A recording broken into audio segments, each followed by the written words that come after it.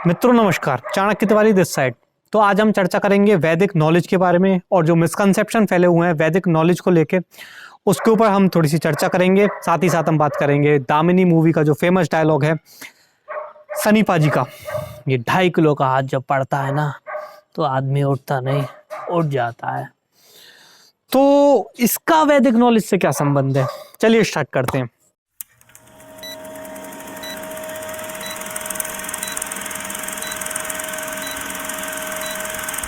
मैं आपको थोड़ा बता देता हूं कि वैदिक नॉलेज अधिकतर लोग क्या समझते हैं। अधिकतर लोग ऐसा सोचते हैं कि भाई 4 किताबें हैं, अथर्ववेद, यजुर्वेद, ठीक है, इस प्रकार से 4 किताबें हैं, सामवेद।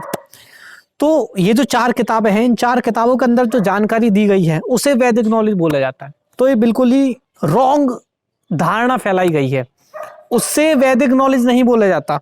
तो मैं आपको बता दूं कि रियल डेफिनेशन क्या है वैदिक नॉलेज की।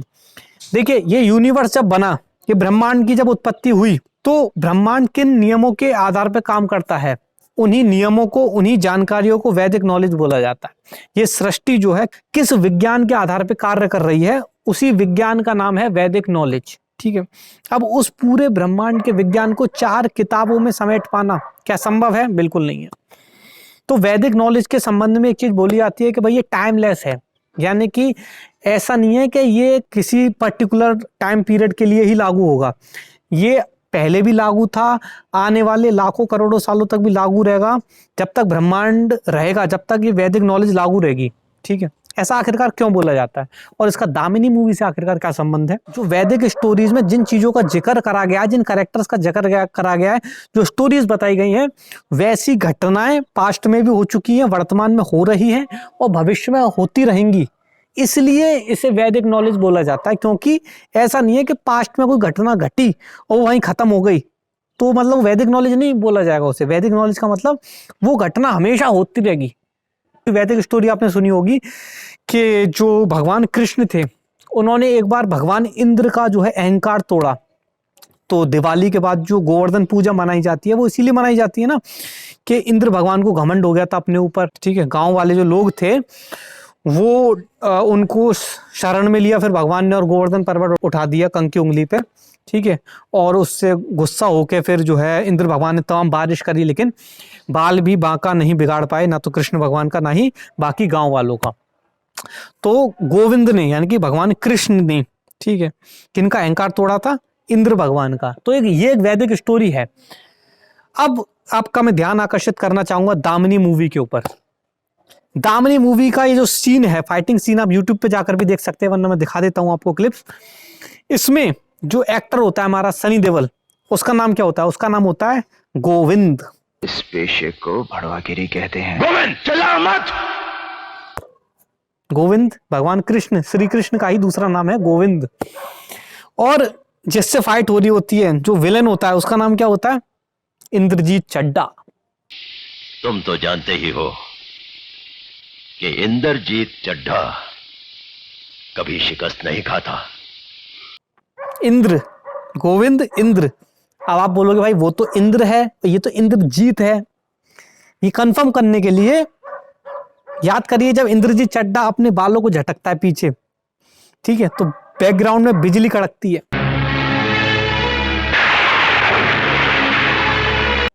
ठीक है।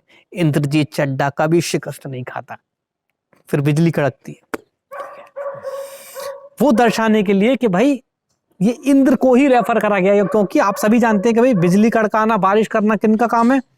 इंद्र भगवान का, ठीक है। तो ये जो वैदिक स्टोरी है ये एज इट इज यहां पर भी आ जाती है, ठीक है। और जो सनी देओल डायलॉग बोलता है, ठीक है, आप सुनिए इस डायलॉग को। तूने कभी बच्चों को बिजली की तार से पतंग उतारते हुए देखा है क्या? कुछ तारें ऐसी होती हैं जिसमें से उलझी हुई पतंग बच्चे भी उतार लाते हैं।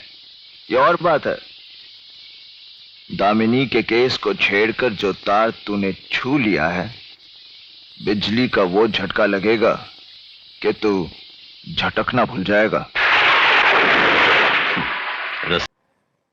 जैसा कि आपने सुना, इस डायलॉग के अंदर भी बिजली का जिक्र करा गया है, ये कंफर्म करने के लिए कि जो इंद्रजीत चड्ढा है that is referring to Indra, ठीक है। और गोविंद तो यहाँ पे भी गोविंद ने इंद्र का अहंकार तोड़ा, वही same Vedic story as it is repeat मार दी। इसलिए इसे वैदिक नॉलेज बोला जाता है, क्योंकि वैदिक नॉलेज ऐसा नहीं है कोई स्टोरी बीत गई, वो हमेशा रिपीट मारती रहेगी, अनजाने में रिपीट मारती रहेगी। अब इस मूवी के, दामिनी मूवी के डायरेक्टर ने जानबूझ के तो ऐसा करा नहीं होगा। वो वैदिक जो नॉलेज है, क्योंकि सृष्टि ही उससे बनी है, तो वो इंफॉर्मेशन सृष्टि के अंदर बुनी हुई है। तो जब वो इंफॉर्मेशन सृष्टि के अंदर ही बुनी हुई है, ठीक है, तो कहीं ना कहीं प्रकट हो जाती है अपने आप, ठीक है, बार बार प्रकट होती रहती है, बार बार आती रहती है स्टोरीज। तो आज हमने चर्चा करी दामिनी मूवी के अंदर, ऐसे कई सारी मूवीज के अंदर भी होता रहता है। और एक वीडियो बनाई थी एक हमारे पार्थ हैं, तो उन्होंने मैट्रिक्स कोड 144 उन्होंने वीडियो बनाया था, मैट्रिक्स कोड 144, उसका लिंक आपको डिस्क्रिप्शन में मिल जाएगा, जिसमें उन्होंने तमिल की एक मूवी थी, उसके अंदर कैसे जो है इनबिल्ट होके वैदिक इंफॉर्मेशन निकल रही थी, वैदिक मैट्रिक्स के कोड निकल रहे थे, ठीक है, वो उन्होंने बताए थे। तो उसका लिंक आपको डिस्क्रिप्शन में उपलब्ध हो जाएगा। तो मैं ये बताना चाहता हूँ कि जो वैदिक नॉलेज है, इसलिए इसे वैदिक नॉलेज बोला जाता है, क्योंकि ये जो है इनबिल्ट होती है, टाइम लेस होती है, टाइम के अंदर बाउंडेड नहीं होती है और अपने आप को रिपीट करती रहती है, ठीक है। आई होप आपको वीडियो पसंद आए। वीडियो पसंद आए तो लाइक करें, चैनल को सब्सक्राइब करें, शेयर करें।